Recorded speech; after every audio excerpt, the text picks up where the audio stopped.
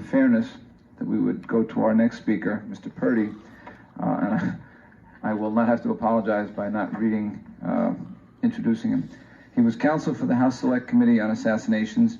He organized much of the medical evidence in the case and personally conducted numerous interviews with witnesses to the events at Bethesda and elsewhere. His personal experience with the HSCA is of great significance as he advances what's listed here as the interesting hypothesis that there is a paucity of medical data supporting conspiracy. So please welcome Mr. Andrew Purdy.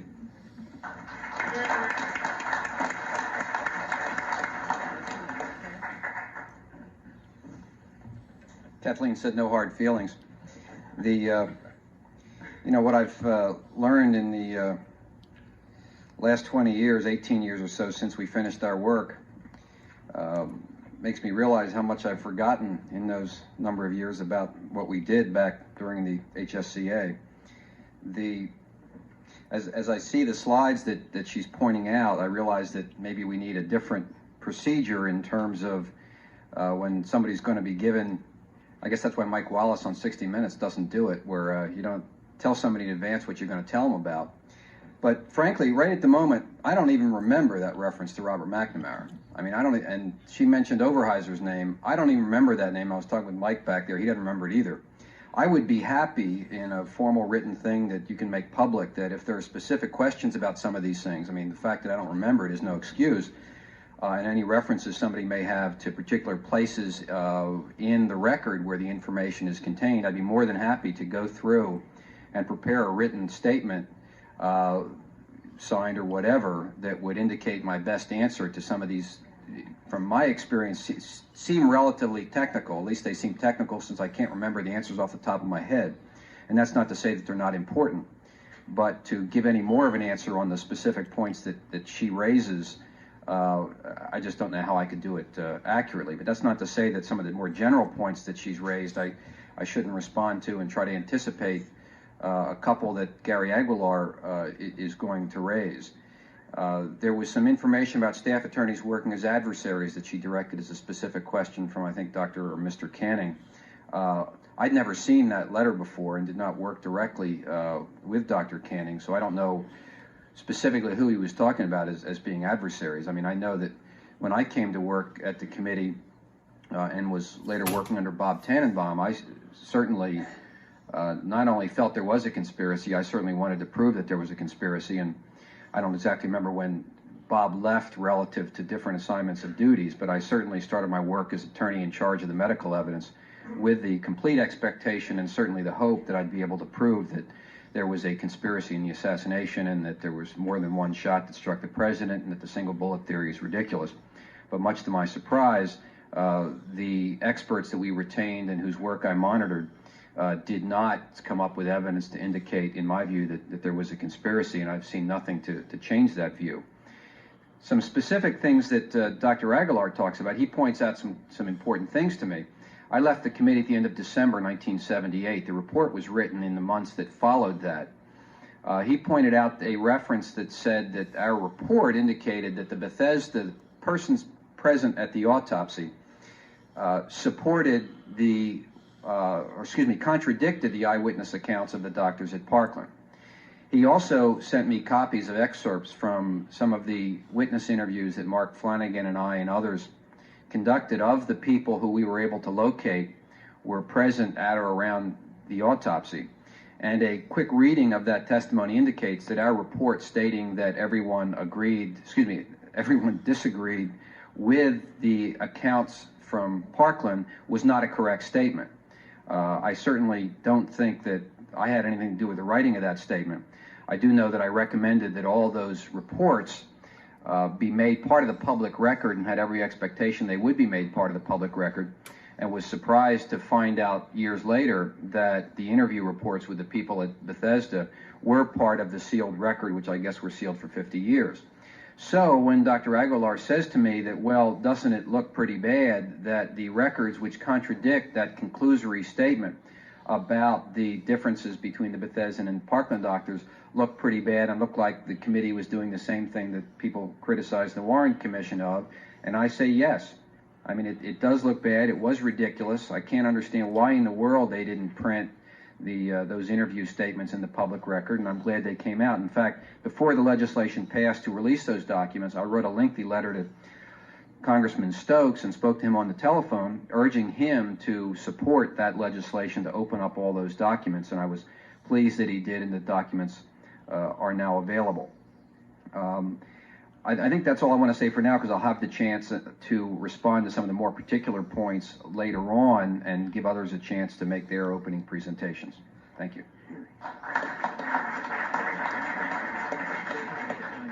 And by the way, the skull fragment will be raffled off at the dinner.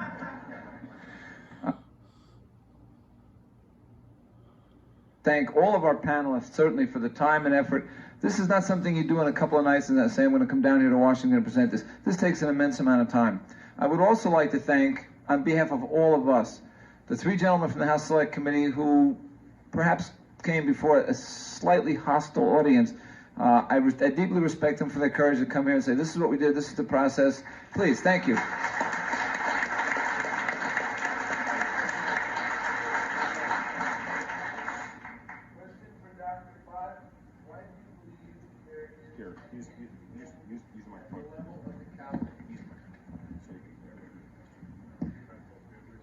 First, Dr. Baden, again, why do you believe there is an entry wound at the level of the cowlick? Number one, I just regret very much that Cyril's losing his voice, and he has to write. When we examined the photographs, some of which you've seen, I didn't show a photograph with the autopsy photograph of the back of the head with the arm holding it up.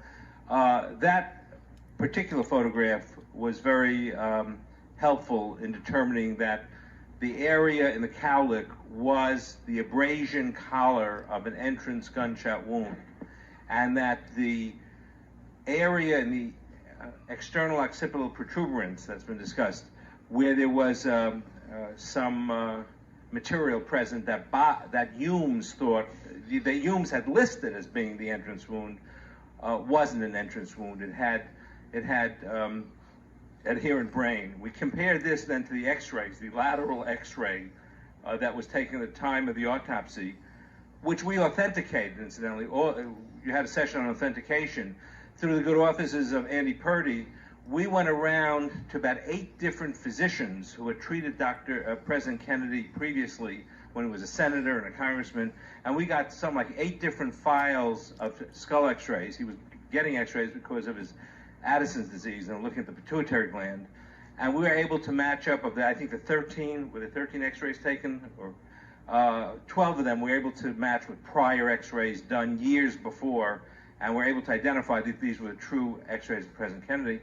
And when we looked at the lateral x-rays, there's the fracture of the skull right underneath the area of the photograph showing the what we interpreted an entrance perforation, and those were 2 of the important reasons that we thought and concluded that that was the entrance. There was no fracture corresponding to the external occipital protuberance where Dr. Humes had listed as the entrance wound, and then that he recanted again after talking to Dr. Petty in his testimony under oath, which he again may have been changed. Okay, another question for you, Dr. Baden. Boswell clearly states that some occipital bone is missing. Do you accept this? He's wrong. Boswell, there isn't any. Remember, people in Parkland talked about some of the cerebellum being found in the Parkland Hospital. It's unfortunate that physicians who may be super at doing brain surgery or other kinds of surgery don't have training in gunshot wounds, and what was called cerebellum was not cerebellum. The cerebellum was entirely intact. Can I make a quick comment on your comment? Also, one other thing.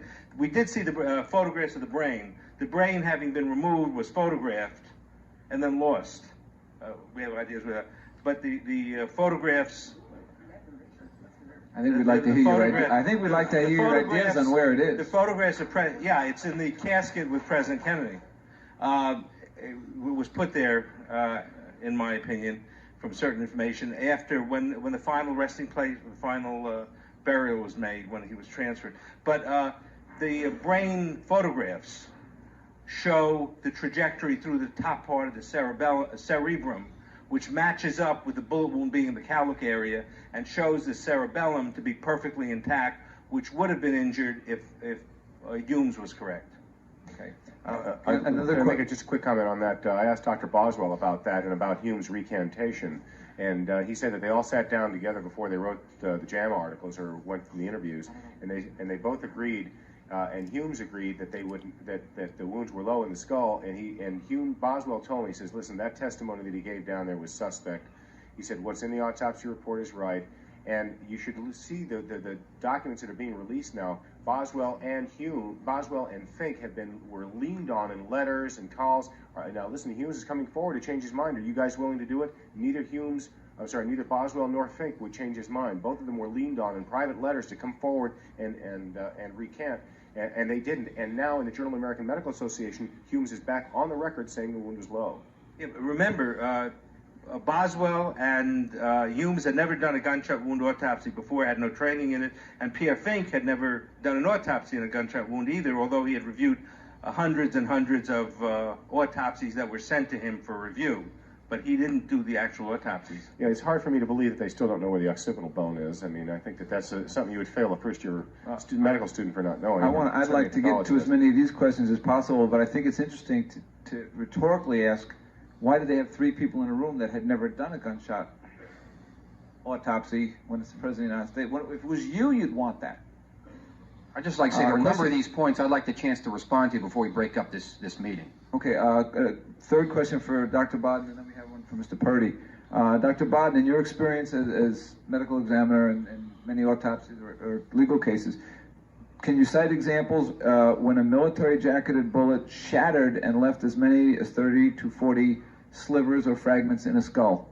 One of the problems we had was that in civilian life we don't have military ammunition. So the odd situation of President Kennedy with the Mannlicher Carcano and then Dr. Martin Luther King with the 30-06 military ammunition is very unusual in civilian life. So even though in New York City we may have 2,000 homicides a year, there's something like none of them are military rifles, or very few are. I, in fact, called up Tom Marshall at that time, who was the medical examiner in Northern Ireland, to discuss with him the nature of the wounds he was finding in Northern Ireland, which were all rifle wounds. The problem is, be it Vietnam, be it World War II, or be it Northern Ireland, during wartime, autopsies aren't done to find out trajectories. And in civilian life, when you do autopsy, we don't see military ammunition. So that was one of the factors we had to deal with. But remember one thing, in civilian life, bullets are made so they don't go through the person, because you don't want to kill innocent people. In military ammunition, it's made by Geneva Convention and all, the bullets have to go through, should go through the body to cause less damage, and you don't care if it kills his friend either. You don't like his friend either. So that military ammunition are jacketed, very thick jacketed, high velocity to go through individuals, where civilian ammunition isn't. So there is a difference there. Question, I take that as a no, that you didn't have much experience with it. No, and I think Cyril said it accurately. He did challenge us to find a similar case in civilian life. The problem is even shooting dead grandmothers is not the same as shooting living grandmothers. Living bone has blood supply and is supple and is different than dead bone. So there's a lot of differences, and we can't right now shoot living people, except in certain states. We'd like to.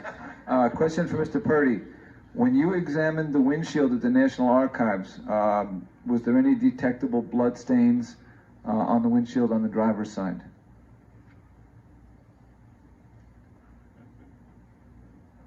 I didn't see any. Question again for, I think you answered this. Dr. Baden, you were critical in your 1989 book of the JFK autopsy doctors, yet when JAMA came forward, 1992, you remained silent. The question is, didn't you feel you had some kind of duty to the people to speak at least with respect to the expertise of the doctors doing it. Maybe Cyril can answer. Cyril responded. I'm critical not only of the autopsies of President Kennedy, but also the fact that, as I said, most autopsies of murder victims in the United States are performed by physicians who are not qualified to do those autopsies. That's the state of life in the United States. I did contact the JAMA after that, but I did not write something suitable for their publication. Okay. Let me just add a fast PS for this audience. You should know this. And Gary Aguilar, who spent so much time in addressing this with JAMA, just to show you the duplicity of Lundberg and what his true objectives were. His objectives were not to corroborate the Warren Commission report. His objectives were to rehabilitate the reputations of his two old military buddies, Humes and Boswell. When we had the meeting in Chicago 3 years ago, and Lundberg was given the opportunity and the right to select 3 or 4 scientific witnesses of his own to go up against us, he did not contact Michael or any of the other forensic pathologists from the panel. And when he wrote his articles and sent Dennis Brio around to interview people, they did not contact Michael. They stayed away, even from the pathologist who had corroborated the conclusions of the Warren Commission report, because Michael, as you have heard him today, has never been reluctant, nor have the others, in expressing their disdain. In fact, they spoke even more vehemently, perhaps, than I had, at least up until that time. I had tried to be a little bit of a gentleman, because I was attacking the conclusions. You see, they had to do more because they felt guilty about going along with the conclusions, so they had to attack the pathologist more strongly than I did. But I just want you to know that was the story behind Lundberg and JAMA. Keep that in mind. Not a Warren Commission defense, but a Humes Boswell defense. This is a question generally for any of the panel members. Was there any evidence developed at the HSCA that there was autopsy work in other words, continued or restarted after FBI agents Siebert and O'Neill left the room? Not that we're aware of. Okay. No, and I don't think, having seen what has been released, there is no evidence of that occurring. Yes, sir, Dr. Baden, I have obtained both the transcript and the tape recording of Dr. Ebersol's interview with the medical panel.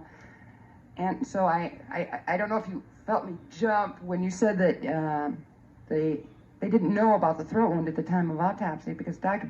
Ebersol told you. It's on tape. What did he tell us? He told you that they knew that there was a wound to the throat, that they had discussed it with Dallas in the course of the autopsy. Yeah, you should understand here. We have Kellerman, Greer, and Dr. Berkeley, who'd been in Parkland, who'd been informed and given a summary about the evidence, who then traveled with the body to Bethesda. Everyone, during that period of time of the body being traveling to Bethesda, is pinned to their radio where they're talking about the president's wounds, including presumably the autopsy pathologist, but certainly most of the other people in the autopsy room. And yet we are somehow supposed to believe that Humes, Boswell, and Fink didn't know about that wound? Sir, this is an area that I've covered a whole lot in my personal research. It starts, according to Paul Peters, and this is a piece of sealed testimony that Ben Bradley Jr. buried at the Kennedy Library. Paul Peters said that the telephone calls from Bethesda began immediately, and that is a quote, that's his words, immediately after the president's body left Dallas. Immediately. The Air Force One audio tapes show attempts to reach, and there's all kinds of discussion about Bethesda on the radio, Military District of Washington, that they already know. By the time the plane takes off, they already know. I mean, and then you've got Ebersol, Stringer, Help me think of the others. Maybe Custer Jenkins. No. People who referred to the calls. Who referred to telephone calls before or during the autopsy. Gerald Custer. If I may just try. My best recollection, having not gone over everything, is in speaking to Dr. Humes and in reviewing all the records of the autopsy. When Dr. Humes did that autopsy, he did not know that there was a bullet wound in the neck. Oh, I just... Do you think he could have lied? Do you think he could have lied about that? Let me finish. As many of you will recall, when they turned the body over and they found a bullet wound in the back. And they couldn't understand where that bullet went. Remember, somebody stuck a finger in and pulled it out, so the bullet must have turned around and come out? Remember that? I'm not making this up. I mean, you can't make this stuff up. The reason he did that is because they couldn't understand what happened to the bullet in the back, because they didn't realize that the bullet in the neck was an exit wound. And whether everybody else in that autopsy room knew about it or not, it was Dr. Humes who was doing the autopsy. Dr. Fink was up there, but he didn't contribute to the autopsy at all. He was just observing, and Fink thought that if he did anything wrong, this is what Humes said, is if I did anything wrong, then Fink would have said something. Since he didn't say anything, I thought I was doing the right job. It wasn't until 24 or 36 hours later that Humes spoke with Perry on the telephone and found out that there was a bullet wound in the neck, and that's how he reconstructed the trajectory going from the back to the neck, and that's after which and that's why he got the measurements wrong, because then he made up some of the he approximated the measurements, and then he burnt his own papers, the own papers he had destroyed. But it was my impression then and is now, whatever telephone calls were made, that Humes, the nature and the way he did the autopsy, and his description of how he then changed the measurements a day or two later after speaking to Perry, that he didn't know that there was an exit wound in the front of the neck, and it's not so marked. It's not so marked on the diagram. When he draws the autopsy diagram, it just points to a tracheostomy in the front of the neck. There's no indication that there's a bullet hole in that area of tracheostomy. So that's my best interpretation of the findings. Yeah. There is the other thing. The other thing is that Robert Livingston, who previously on the faculty of 5 different medical schools in the United States, and the founder of the neuroscience department at UC San Diego, who was then the scientific director of the National Institute of Neurological Disease and Blindness, called Humes, spoke to him on the phone on the day of the assassination, and discussed the nature of the throat wound with him. He has testified to that under oath in the Crenshaw lawsuit. And I think it's just improbable that Berkeley, who was the president's physician, who knew about all the wounds and the tracheotomy and everything like that, would not have communicated that to Humes. My own personal opinion is that Humes has lied about his ignorance of that, which has exculpated him, well, at least exonerated him from not having done the dissection he should have done to trace the track. HSCA agency file number 002071, page 2, Boswell to, I'm sorry, Andy. Andy Purdy. I was able to see the perimeter of the bullet wound within the incision of the tracheotomy.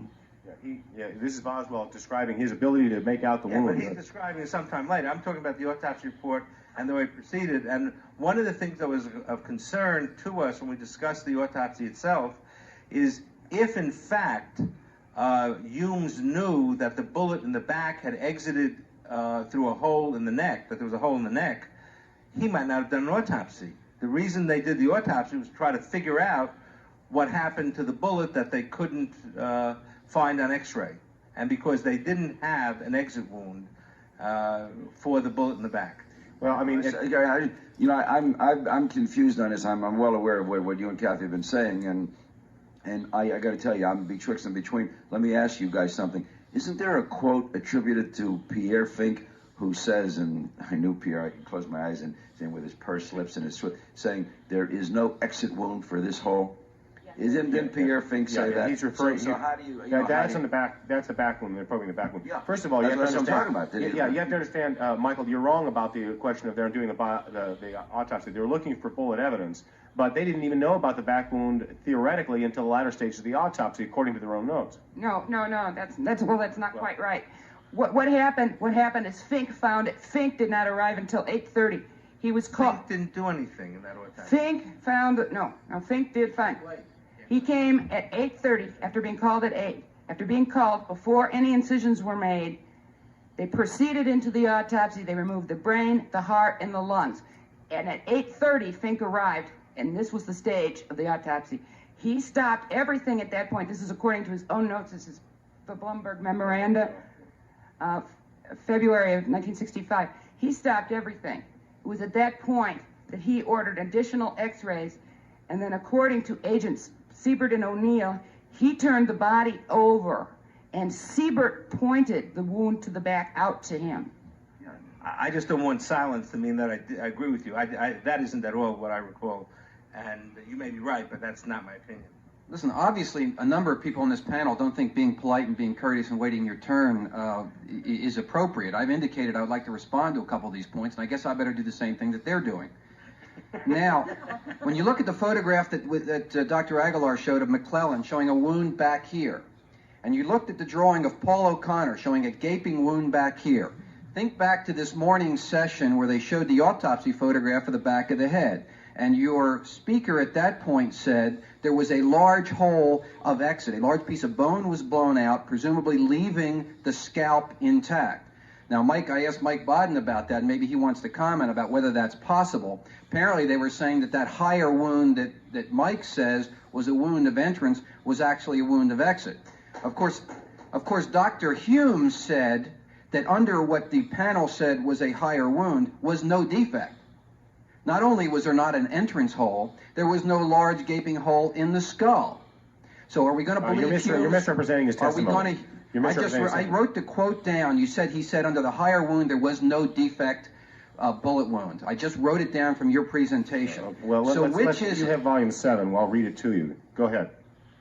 The issue has been raised by Dr. Aguilar about whether the autopsy doctors are lying about the nature of the wounds and about seeing whether the photographs and x-rays accurately portrayed them. I would submit to you that if the wound was as McClellan and O'Connor are quoted here as saying, that there was a giant hole in the back of the head here, then all three autopsy doctors, regardless of how much or how little they did, are lying when they looked at that photograph of the back of the head, and there was that debate about whether the cowlick was entry or whether the loathing was entry.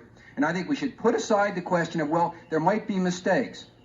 You know, under at least Dr. Aguilar's theory, either let's say they're lying or let's get on to some other issue. Mr. Purdy, we had a question from the audience. Were the Dallas doctors, when you took testimony from them, were they shown these autopsy photos? We showed them the itadoc sketches of the autopsy photographs, which are essentially like traces, almost exact. I'm not sure they're exact traces, but in other words, they were not shown the photographs. That's correct. All right. One of the implications you're making is that because they didn't dispute the photographs, that they're shown and presented as authentic photographs, that they basically are endorsing their authenticity. One of the things that they already did, and we know they did that, they signed a document saying that they know the photographic inventory is complete when they then gave testimony that it was incomplete. So we've known them we already know that they've been duplicitous about this. We know that they have personally said, and they told you personally, Stringer said, the photographic inventory was incomplete when I first examined it. Gary, that's a whole different magnitude than their essential big-picture conclusions. They said that there were 2 shots from the rear that struck the president. That's what they say. That's what all 3 of them say. And if you're saying there was a giant hole in the skull that blew out from a shot from the front, then they're lying. With respect to the question of they were shot from behind, is it reasonable to start an autopsy report dated November 24th, which says, after he passed the building which had a man in the window with a gun, shots rang out, and we conclude that he was shot from behind? Of course it's not reasonable, but you're dodging the essential question about whether they're lying about whether there was a shot from the front. Right, but if an autopsy report starts off with the essential conclusion that there's the assassin and there's the gun, what else could they conclude? What else could they conclude? They were told. 3 years later, if they're shown photographs, they're in a Hobson's choice. Okay, I lied back then. I want to come clean right now. Can I keep my license? You said that there are 2 exit holes in the skull. This morning's speaker said there are 2 exit holes in the skull. One a shot from the front, one a shot from the back. The autopsy doctors say there was no such exit hole, no such extra But we have forensic pathologists here who are really the best in the business who are saying that the opinions of these men can't be trusted on matters forensics, and now you're going to hold forth their forensic opinions and ask us to accept them. You're the one that's hold forth their forensic opinions by saying we should believe them when they say the entrance wound is lower. And you've also said last year and this year that we don't have to conclude that they're lying. I submit for your position, we have to conclude they're lying. I agree they're lying. And we agree that... Let me make that very clear. They're lying. Unfortunately, we have to conclude. If you handed me photographic material for your questions, I will have it to give back. We have to move on to the next panel. Thank you again.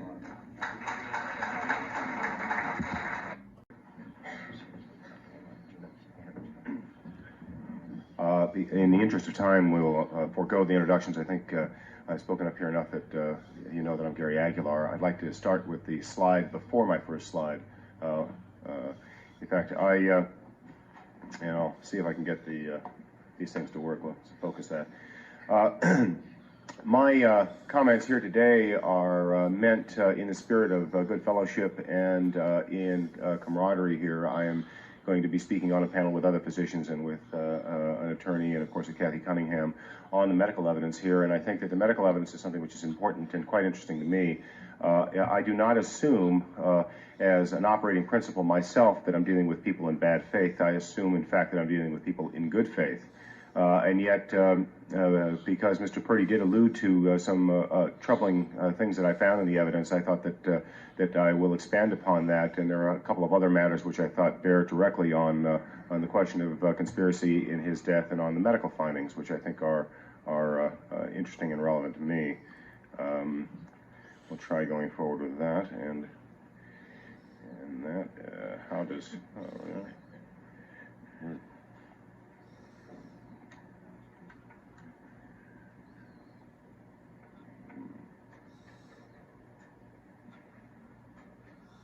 All right. The comment that Kathy Cunningham made to was a letter written by Thomas Canning to Robert Blakey, and it basically forms my thesis here with respect to the work done by the House Select Committee on Assassinations in medical evidence in the medical area. And that is that I think that if I were to look at the work that they did, my guess would be that the work suffered by virtue of the fact that the work was sequestered and that there was not an integration of information, that there was isolation of various parts working on the medical evidence, and I hope and expect to be able to demonstrate that here today, not only with slides, but in the questioning that will come afterward. But I want to draw your attention to Thomas Canning's remark here. He said, I wish to convey, and this is a letter to Robert Blakey, who organized this, and who I think it is through his organization and through the way he organized the HSCA that these problems largely arose. I think that had Mr. Tannenbaum here continued to be involved and Blakey not had been involved, I think that things would have been rather different, and the findings perhaps would have been rather different. In any case, he wrote, I wish to convey my judgment of how the parts of the overall investigation which I could observe were conducted. The compartmentalization which you either fostered or permitted to develop in the technical investigations made it nearly impossible to do good work in reasonable time and reasonable cost. Mr. Tannenbaum, in a phone conversation, made very clear to me something which should have been obvious and is obvious when you mention it, and that is that in the doing of good murder investigation, as with any kind of medical investigation or scientific investigation, you want to integrate as much information as you can and spread it as widely as you can. The last thing you want to do is compartmentalize and isolate different people's working in different areas of the investigation. And it's no less true, as I said, in murder investigations as it is in science, but it appears that it's probably what happened here. And if one were to be blamed for that, it would be Robert Blakey for having organized the HSCA's medical investigation into more like a CIA operation. The left hand didn't know what the right hand was doing, and the left hand was specifically prevented from knowing what the right hand was doing. As he wrote here, he said, the most frustrating part for me was to get quantitative data and even consistent descriptions from the forensics pathologist. Well, this is very discouraging. Now, the area that we've touched on here is the area of the wounds, and the area that Mr. Purdy mentioned was the wound descriptions and some controversy pertaining to those. I'll give a little bit of background. by mentioning that the HSCA faced a very difficult problem because the Parkland doctors were already on record in the Warren Commission and in other places, newspaper interviews and books and interviews by authors, as having said that there was a defect in the rear of the head. Ignoring what people like Robert Groden, David Lifton, Harrison Livingston said, going right to the literature of the subject, we have from the Warren Commission volumes, Ken Clark describing a large wound beginning in the right occiput, extending into the parietal region. The occiput is the back of the head. Ken Clark was a professor of neurosurgery. He pretty well ought to know where the occiput is. You have Robert McClellan saying the right posterior portion of the skull had been extremely blasted. Charles Carrico saying that the defect was in the posterior skull. Malcolm Perry, posterior cranium. Ronald Coy Jones, backside of the head. Paul Peters, occiput, in the right occipital parietal area. So this is the kind of problem they face because the photographs tend not to support that, as we'll see. The photographs tend to support an entry wound with totally intact scalp and skull rearward and a defect on the front of the skull, as Mr. Purdy has in fact demonstrated, and which I'll show you here in a moment. We also have evidence that that was garnered by someone who's here today, Tink Thompson, not showing his diagram here, but you will see this is taken from Tink Thompson's 6 Seconds in Dallas, and this was what Robert McClellan drew, indicating where he remembered the wound being. Paul Peters, who wrote a letter, wrote an X with an arrow saying, "That's where I saw it too," in essence, and this comes from Groden Livingston's book, High Treason. Now, I then went back to the earliest statements made by the Parkland witnesses and organized them along where they said they saw the wounds, and here is the compilation that I have here.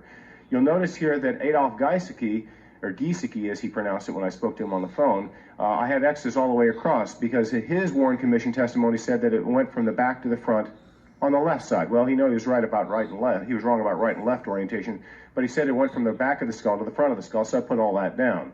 Ken Salyer said somewhat the same thing. Now, I sat in a hotel room in San Francisco or in a hotel lobby with Ken Salyer side by side looking at the autopsy photographs, and he pointed to the autopsy photographs, the rear of the head, and said, "I'm sure they touched that up right there. There was a defect that went behind that ear, although it was on the side of the skull from behind the ear to in front of the ear."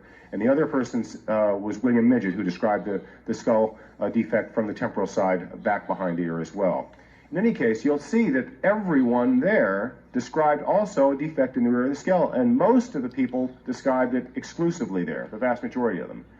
Now, this is the comment that was published as part of the HSCA's volumes, and it said, and Andy Purdy, is denying to me that he wrote it. I have no reason to insist that he did. I don't know who wrote it, but I think that there was clear sequestration here. The people who wrote this were not familiar with the evidence, and the medical evidence is complex evidence. I think it was inappropriate for Blakey to have chosen an attorney fresh out of law school with no real experience in medicine, with all due respect to Andy Blakey, who I think is a fine fellow, but I no specific experience in this to interpret this kind of evidence. I mean, this is something that should require some expertise, and it wasn't done that.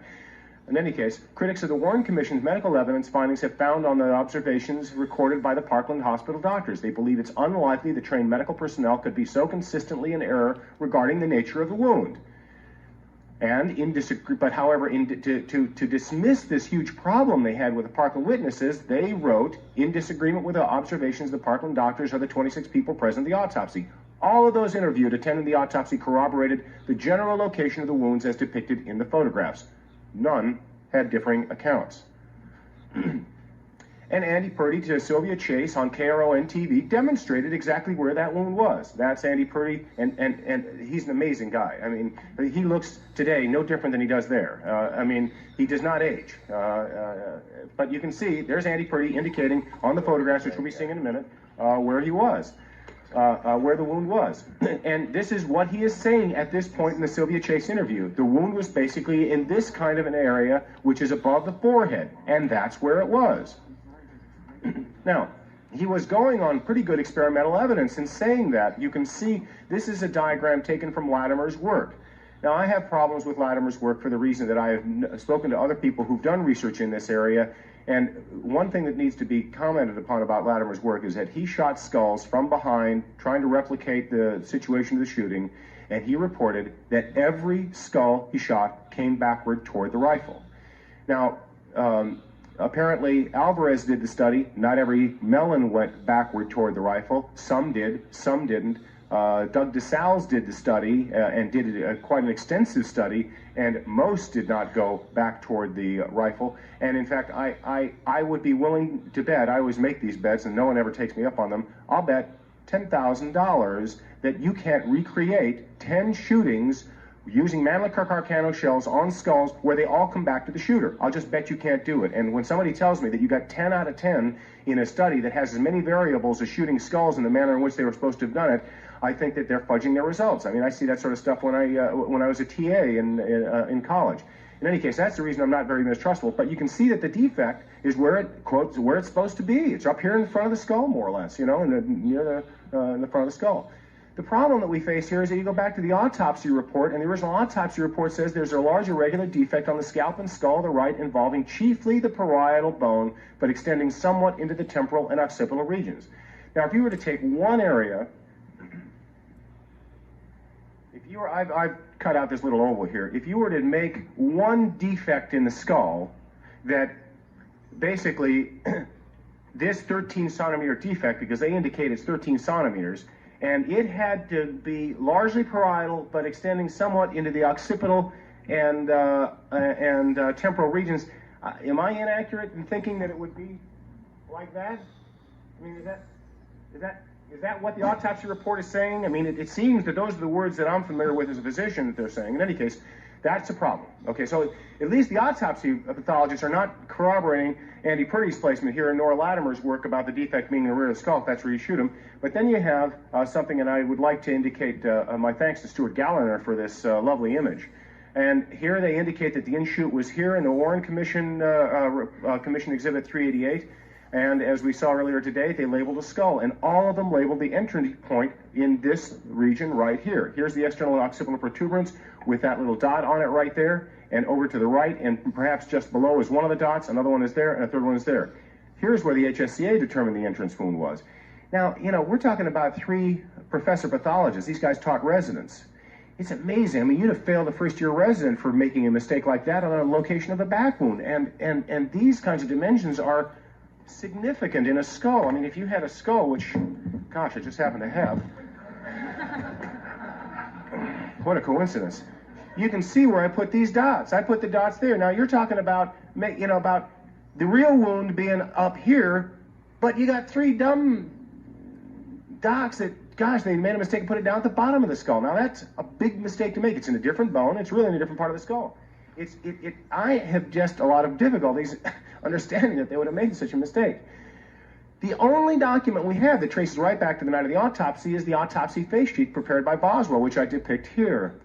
This is the whole face sheet minus a little fragment of bone on the bottom, and this is a blow-up of this portion right here. The reason I bring this out is to point out one very important factor here, which was also relevant in HSCA testimony, volume 7, page 246 to 261. And that is that he has 17 and the word missing in here, and indicates 17 missing. Well, he was asked about that for the HSCA. He said, oh, well, when I examined the body, there was a defect 17 centimeters long from fore to aft. And at the bottom, he has these little fragments here, and that's a 3, that's a 6, that I think is a 4, okay? 3, 6, and 4. That'll be relevant in a moment when I show you this. Somebody want to advance that? This one does not seem to be quite as... Right there. Now, let's assume that on the night of the autopsy, Dr. Boswell knew how to use a centimeter ruler. I mean, I think that's a pretty safe assumption, okay? What I thought is, 17 centimeters is a very large defect in the skull. Now, it says 13 centimeters in the autopsy report. I'm going to get back to that in a minute, but 17 centimeters is what he wrote when he actually had the body in his hands and was making the measurement on the defect.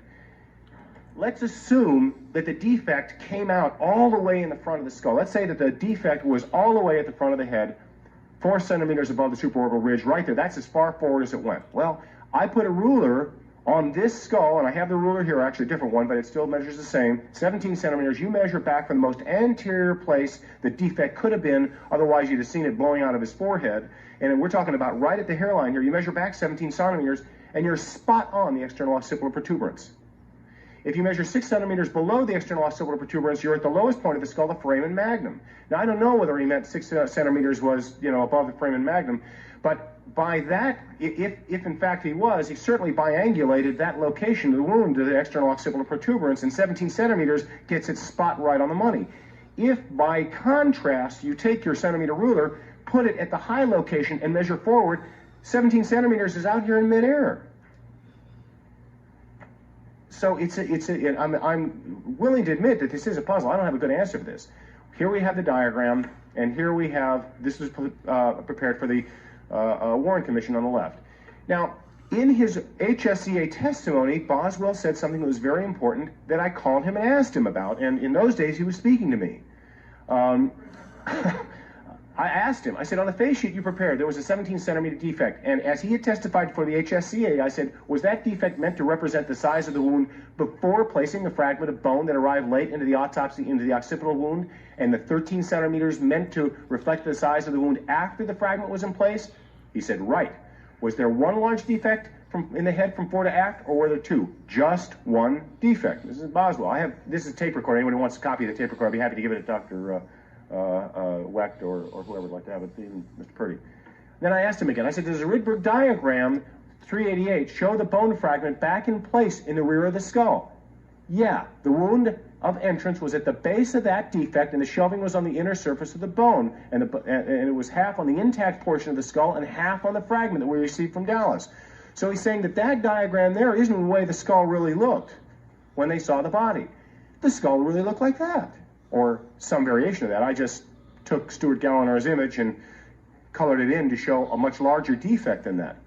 So the diagram showed the bone back in place? Boswell said, yep. He said, yep, it did. Now, that seems like a pretty crazy idea, but we have one other thing. That's Paul O'Connor prepared a diagram of what the skull looked like that he saw on the night of the autopsy, and lo and behold, there it is, a diagram that's not too terribly different than what Boswell is describing for us, without that last little bit of fragment back in the back of the skull around the entrance wound. This is from Robert Grodin's book in a reconstruction. This is something that he discussed with Robert McClelland, an image very similar to this, showing where he saw the defect in the rear of the skull. This is all very puzzling. Now, you then are faced, unfortunately, with the autopsy photograph, which shows the back of the scalp and skull completely intact. And then the interesting thing to me is reading something that was only relatively recently released by Pierre Fink. And he said, it is my professional opinion to determine the anatomic location of wounds, the viewing of the physical evidence itself, the injuries seen on the dead body of President Kennedy was a better source than illustrations of the evidence. Drawings, X-ray films, and photographs are subject to distortion. I'm going to go on about the question of distortion in a minute. It's freezing up there again on the left. You want to try to advance that left slide? Just I keep pushing the same button. Yeah, it just made the batteries low or something. So here we have Andy Purdy pointing out the defect here on where the defect was. Ronald Jones puts his hand in the same place. But Ronald Jones, in the same Caroline interview, is saying, certainly I can tell you the wound is not here. That's what he was saying. In that very I mean, I've got the tape here. Anybody wants to see it, they're welcome to look at it. Now, Jones was not somebody who changed his mind like the people who the American Medical Association trotted out, who all of a sudden had a different view 30 years after the case than they had when they testified at the Warren Commission. You know, that was very embarrassing to me as a physician to see these guys, deny what they previously said under oath. But Park, in interviews with 3 different times, he basically said, if you brought him in here today, I'd still say he was shot from the front based on what I saw. And this is Jones to David Lifton, Jones to Brad Parker on 2 different occasions. And the most important thing is that he says in the first one, I didn't think that there was any wound, I didn't appreciate any wound anyway in the right temporal area, the right side of the upper part of the head, over or in front of the ears, say, or anything like that. He didn't appreciate anything there. Jenkins, who's one of these guys who was trotted out by the American Medical Association to knock Crenshaw down, said in his Warren Commission testimony that you couldn't see the defect. He was an anesthesiologist who hung right around the head. He said you couldn't see the defect in the head from standing along the side. That's what he said then when he was under oath and, of course, close to the events. So we have all these witnesses. You have Charles Crenshaw down here in the bottom. You have Ron Jones, who's showing you where he's the one who's showing that it was not up here. This is where he's saying it really was, okay? Beverly Oliver said this, Phil Willis said that, Marilyn Williams, Ed Hoffman, Robert McClellan, Paul Peters, Ken Salyer, Charles Carrico, on and on and on, all saw defect in the rear of the head. Same ones that we showed on the slide right before here on slide left, but whoa, what do we have here? Now we have the Bethesda witnesses, Paul O'Connor, Chester O'Connor, Aubrey Reich, Theron Ward, Floyd Reedy, Frank O'Neill. They're all saying the same thing. Amazing. Now, we have to understand something. This is what I find absolutely fascinating. Everybody's wrong. Right? Apparently. Clint Hill, Warren Commission testimony. This is something that wasn't mentioned by the HSCA. Right rear portion of the skull was missing.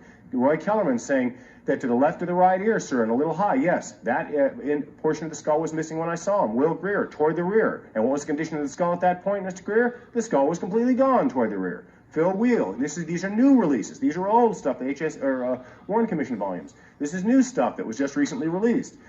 A slight bruise of the right temple, but I did not see any significant damage to any other part of the head. The wound was in the back of the head, so he would not see it because the president was lying face up. So now you've got Ronald Jones, you've got the anesthesiologist, and you've got somebody at Bethesda saying when the president's lying down face up, you can't see the wound. And yet it's up here. I'm baffled by this. Chester Boyers. Chester Boyers, one person who said, he said the entrance wound was in the rear to the right of the external occipital protuberance, and it exited along the top right side of the skull toward the rear and just above the right eyebrow. Well, I don't know what he means by that. It exited up here and back here. I mean, he was one of these people who basically said it exited from all sides of the head, front to rear. I don't know. Tom Robinson. Where was this wound? Robinson. Now, he's the guy that prepared the body for funeral. He was the mortician. Robinson, directly behind the back of his head, approximately between the ears or higher up. No, I would say pretty much between them. Now, is this the same as this? I mean, one has to wonder. John Ebersol, very important witness, I think, when he said originally to Art Smith, who's here today, in fact, I think Art Smith had to go home, but he has a copy of a tape recording that he made with him. He asked him, before he went to speak to the HSCA, and this is in David Lifton's book, I thought Art Smith was somebody I had never run into, but he was here last night and told me he's going to send me a copy of the tape. He interviewed Ebersol. He asked him, where was the defect in the head? He said, the back of the head was missing. The back of the head was missing. So then he was showing the photographs to the HSCA, and he said, gosh, you know, my recollection was more of an occipital wound than this, but had you asked me this without seeing these pictures, you'd know I would have put the wound here rather than more forward. And he also said, of course, he was positioning the head to take the x-rays. He certainly wouldn't have been in a position to know where the wound was. David Lifton, Harrison Livingston, Robert Groden, and others interviewed Bethesda witnesses and all described a defect in the rear of the skull. Now, I want you to know that those last interview witnesses, all those interviews were suppressed for 50 years. And this is the thing that we've spoken about. John Newman has spoken about it, Dan Alcorn and others have, that generally when we have uncovered this stuff, the evidence has never been withheld for good national security reasons that we ever see. It's withheld apparently because it confounds the previous thesis of the investigating organizations, be it the Warren Commission or the HSCA. Here are diagrams that were also suppressed. Here's Tom Robinson, the mortician. Where's the defect? Back of the head. Here's Siebert, the FBI agent. Defect, back of the head. Here's O'Neill showing a defect, the back of the head, back of the head. Here is, does anybody remember? Oh, that's Jenkins, back of the head. Here is Kellerman. Kellerman couldn't tell right from left. The defect's on the left side. It should have been on the right. And the only person who drew a diagram that is perhaps compatible, if not completely compatible with the defect here, is this one by Lipsy. He made a lot of other statements, but you can see that even here the defect extends well behind the ear. So these are the diagrams that had to be suppressed for national security reasons by the organization that was going to settle the answer about the medical questions for us. So let's go back and look at the evidence according to the Parkland Hospital witnesses and compare it with what Bethesda witnesses said. And yep, most all the Parkland witnesses, as I said, showed it in the rear of the head. So do the Bethesda witnesses. So now we have a very important problem. And just as, to paraphrase the HSCA, most of the consultants, the HSCA, felt it was very improbable that such trained witnesses could be wrong about the location of the wound at Parkland. But so apparently were all the Bethesda witnesses. How could they also be wrong? Here's the defect in the back of the skull, and here's the skull photograph. Now, you've got Humes looking at this because the HSCA is telling him, no, Dr. Humes, the entrance wound was right here. It wasn't down here. Humes, while he is looking at this diagram, and Purdy may have been sitting there while this was happening, and I don't know whether Dr. Baden was, but while he's sitting there looking at this diagram, Humes is saying, no, that was a wound, the lower object he's referring to, and the wound on the skull precisely coincided with it. I can assure you that as we reflected the scalp to get this point here, there was no defect corresponding to this, the higher wound, in the skull at any point. I don't know what that is. It could be, to me, clotted blood. I just don't know what it is. It certainly was not any wound of entrance. The HSCA reported that Fink strongly believed, according to that slide I showed you earlier, that the observations of the autopsy pathologists were more valid than individuals who might subsequently examine photographs. Incidentally, the direct quote that I gave you earlier from Fink, stating that clearly, was also suppressed for 50 years. For no obvious reason other than the fact it tended to confound the medical conclusions that were being misrepresented by the HSCA. Now, the most important argument, I think, that the x-rays and photographs are complete and authentic is the statement you'll find in post-mortem, and it is a statement signed by Humes, Boswell, Stringer, and Ebersol on 11/10/1966. And they write, the x-rays and photographs described and listed above include all the x-rays and photographs taken by us during the autopsy. We have no reason to believe that any other photographs and x-rays were made during the autopsy. Now, think about it a minute. You go on a vacation trip. It's like your honeymoon trip, okay? Real important to you. And you take, 60 pictures. You don't open it up for 3 years, and then you're given a raft of pictures, and you're saying, and you're asked, were these all the pictures you took? Is there anyone in this room who can honestly tell me, yes, these are absolutely all the pictures we took? No, you're not going to remember after 3 years whether that's a complete inventory of pictures. But the interesting thing is, did these guys write this? They didn't.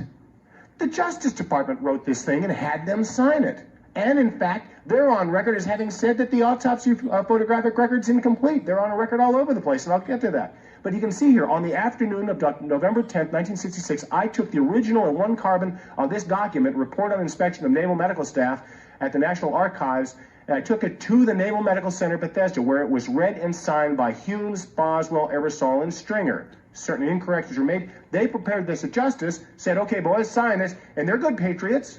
They signed it. Stringer.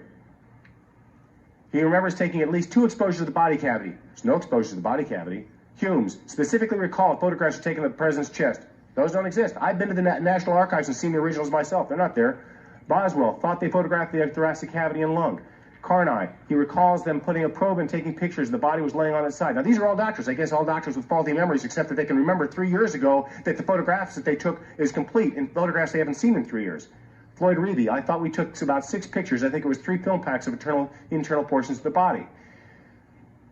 Andy Purdy interviewed Stringer and said it was his recollection that all the photographs that he had taken were not present in 1966 when he saw the photographs. He noted that the receipt had some of the film holders had no film in one side of the cassettes. Now, you got to understand, this guy's a professional photographer. If anybody's used a view camera, you know how film cassettes work. It's impossible to load in an empty film cassette and take photographs. And they're saying, oh, yes, some of these came back empty with no film in them. Well, it's not something that can happen. Charles Petty and Fink had a long conversation. I'm not going to go into it in the interest of time here, but Fink was told, he's looking at the back of the photograph, he told them in a memo to Blumberg in 1966 that he had photographed the skull, the internal external aspects of the skull wound to document it. And he's being shown this and asked, is that the one that you took? And they're showing him the back of the skull with the scalp intact. And he says, no, that's skull, that's scalp, not skull. You're showing me soft tissue, not the skull wound that I took. He specifically denied that the skull wounds were the ones that he took so that you could forensically prove the entrance, which would have been a very important thing to prove photographically anyhow. So I'm going to end where I started, and that is by saying, and I would like to ask Dr. Baden, I showed some images here of diagrams that these people prepared. Did you ever see those before? Those diagrams prepared by the Bethesda witnesses showing defects in the rear of the skull and so on? Did you ever see those images? We looked at all of the autopsy photos. No, I'm not talking about the ones that were prepared by the witnesses at Bethesda. No. You never saw those. Now, this is the kind of sequestration and, the kind of compartmentalization we're talking about. Those are important forensic pieces of evidence. The Bethesda witnesses are describing what they saw. Who should have seen them? Wecht never saw them. He told me that last night. Baden's sitting here today. He's telling you he never saw them. Why not? In any case, the final conclusion is one that Canning also came up with. I did not anticipate that the study of the photographic record itself would reveal the major discrepancies in the Warren Commission findings, but such has turned out to be the case. Thank you very much.